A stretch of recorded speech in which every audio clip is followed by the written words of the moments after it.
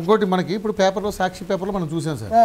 దాంట్లో ఏంటంటే కేవలం ఈ సుధాకర్ గారు ఎవరైతే ఉన్నారో ఎమ్మెల్యే గారి మీద చంప మీద చేసుకునే ఫోటో ఒకటో వేసి దాని మీద పెద్ద కథనం రాశారు.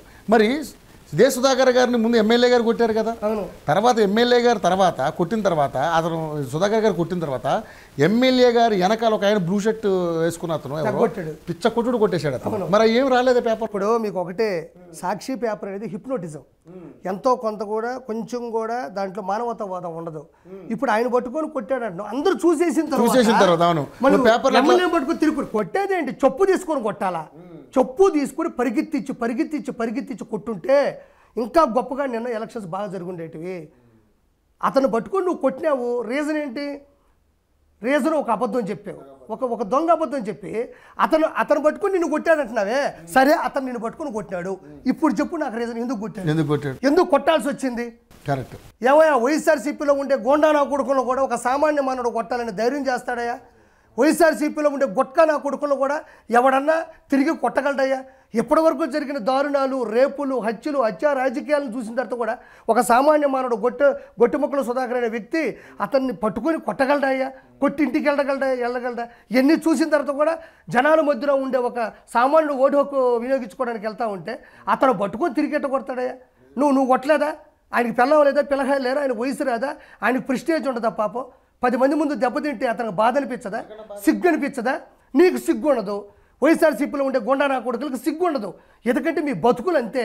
మనం ఎన్ని దెబ్బలు తిన్నా కోట్ల రూపాయలు సంపాదించాలా, ఇసుక దందాలు చేయాలా, పిల్లకాయల జీవితం నాశనం చేయాలా, ఆడవాళ్ళ చేత బూతులు తిట్టించాలా, పోసం లాంటి చేత మెగాస్టార్ చిరంజీవి గారిని ఆ విధంగా మాట్లాడించాలా? మీకేం తెలుస్తుంది? అతను కొట్టాడు అని ముఖ్యం కాదు, నువ్వు ఇంకా ఎందుకు సావలేదు, సిగ్గుపోలా నీక? ఎందుకు కొట్టాడు, ఎవరు అతను, అంత ముఠాదారుడా, ఏది చెప్పు. నువ్వు అసలు వచ్చి కొట్టి అంత నిగ్రహం లేదా నీకు? ప్రజల సమక్షంలో, ప్రజల రాజ్యాంగం చోట ప్రజలు ఓటు హక్కును వినియోగించుకుంటుంటే వాళ్ళను పట్టుకొని నువ్వు కొట్టావంటే నువ్వు ఏ మూలను నువ్వు ఎమ్మెల్యేగా గెలిచావు ఇంతకుముందు? నీకు ప్రత్యేకమైన లాంఛనాలు ఏముంటాయి రాజ్యాంగంలో? 5 సంవత్సరాలు ఉంటావు, ఎలక్షన్స్ వస్తే పోతావు.